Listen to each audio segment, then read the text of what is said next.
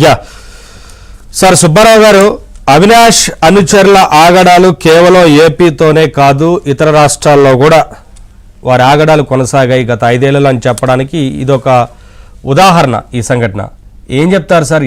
ఎక్కడ దాకా వెళ్ళారో చూడండి. ఒకటండి, వాళ్ళ అగ్రనాయకులు జగన్మోహన్ రెడ్డి గారు దేశ సరిహద్దులు దాటి పక్క దేశాలకు వెళ్ళిపోయాడు.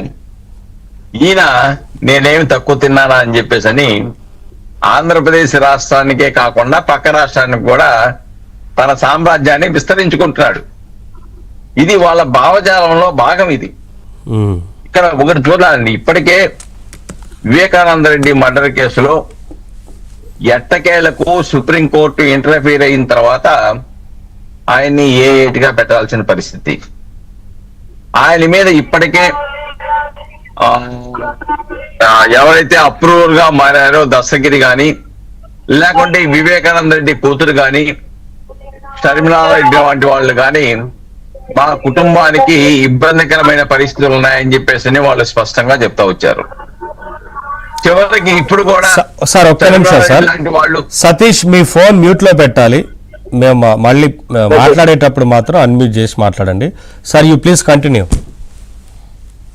అలాగే ఈ సోషల్ మీడియా ఇన్సిడెంట్ లో కూడా అవినాష్ రెడ్డి యొక్క సంబంధించిన రాఘవరెడ్డి ఎవరైతే ఉన్నారో ఈయన అవినాష్ రెడ్డి దగ్గర కూర్చొని షర్మిలారెడ్డి మీద కానీ, లేకపోతే సునీతారెడ్డి గారి మీద కానీ, విజయమ్మ గారి మీద కానీ పోస్టులు ఆయన సలహా మేరకు తయారు చేసి రవీంద్రారెడ్డికి కూడా సప్లై చేసేవారనేది వాళ్ళ యొక్క ఇచ్చిన స్టేట్మెంట్ లో వెలుగు చూస్తా ఉంది. అంటే వైఎస్ రాజశేఖర్ రెడ్డి కుటుంబానికి సంబంధించిన వ్యక్తుల యొక్క పుట్టుకని, వాళ్ళ శీలాలని కూడా వీళ్ళు విమర్శిస్తూ సోషల్ మీడియాలో అసభ్యకరమైన వికృత చేష్టలు చేశారనేది స్పష్టం. దాంట్లో అవినాష్ రెడ్డి పాత్ర ఉందని చెప్పేసి వాళ్ళ వాదనలోనే వెలుగు చూస్తూ ఉంది. ఒక పక్కన సోషల్ మీడియాలో ఇరుక్కున్నాడు. రెండో వైపున ఈ రోజున ఈ కార్లు ఎవరైతే ఈ సతీష్ కుమార్ అని ఉన్నాడో, సతీష్ కుమార్ చాలా స్పష్టంగా ఆయన పెట్టిన మీడియాలో హల్చల్ అవుతూ ఉన్నాయి.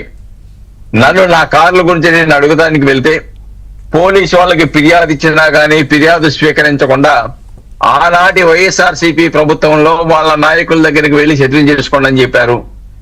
అక్కడికి వెళ్ళి నా కార్లు నాకు ఇవ్వండి అయ్యా బాబు అని రిక్వెస్ట్ చేస్తే అద్దె 4 నెలలు ఇచ్చారు, తర్వాత ఇవ్వలేదు, అద్దె ఇవ్వలేదు, కార్లు ఇవ్వలేదు, కాబట్టి కార్లు మాకు స్వాధీనం చేసేయండి, మేము తీసుకెళ్తామనంటే ఆయన్ని అక్రమంగా నిర్బంధించి వేధించిన సంఘటనలు ఆయన వీడియోలోనే స్పష్టంగా వెలుగు చూస్తా ఉన్నాయి.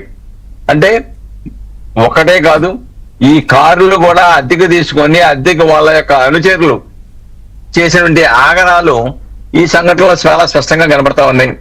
ఇప్పుడు ఎందుకు బయటకు వచ్చాడు? ఇప్పటి వరకు సతీష్ కుమార్ అనే కుర్రవాడు ప్రాణభయంతో ఉన్నాడు. నా కార్లు, నా సొంత కార్లు, నేను అద్దెకిచ్చే కార్లు అక్రమంగా తీసుకెళ్లిపోయి రెంట్ ఇవ్వకుండా వాళ్ళ స్వాధీనంలో ఉంచి వాడుకుంటున్నారు. ఆ కార్లు ఇమ్మంటే పోలీసు వాళ్ళు స్పందన లేదు ఆ ప్రభుత్వ హయాంలో. అలానే అవినాష్ రెడ్డి అనుచరులు కూడా ఆగడాలకు అంతు లేకుండా పోయింది. నేనేం చేయాలో నన్ను చిత్రహింసలు పెట్టినా గానీ, ఇలాగా నిర్బంధించి కొట్టారని చెప్పినా గానీ ఫిర్యాదు తీసుకోలేని పరిస్థితి. దాంతో నేనేం చేయలేక వెళ్ళిపోయానని చెప్పాడు. ఎప్పుడైతే ఇప్పుడు సోషల్ మీడియా దాంట్లో అక్రమాలు ఏదైతే ఆ ప్రభుత్వ హయాంలో చేసిన అక్రమాలకి అడ్డుకట్ట వేస్తూ ఆ పాలకులు వ్యవహరించారో అది ఇప్పుడు క్రియాశీలకంగా పనిచేయడంతో ఎవరైనా చట్టం ముందు సమానులే, చట్టాన్ని ధిక్కరించిన వాళ్ళు కొద్ది రోజు తప్పించుకోగలరేమో కానీ శాశ్వతంగా తప్పించుకోవాలనే ఒక ఇండికేషన్ ఆ భద్రత నుంచి భద్రతా భావంలోకి జనాలు ఈ ప్రభుత్వ హయాంలో వచ్చారు కాబట్టి కుప్పల తెప్పలుగా ఫిర్యాదులు వస్తా ఉన్నాయి.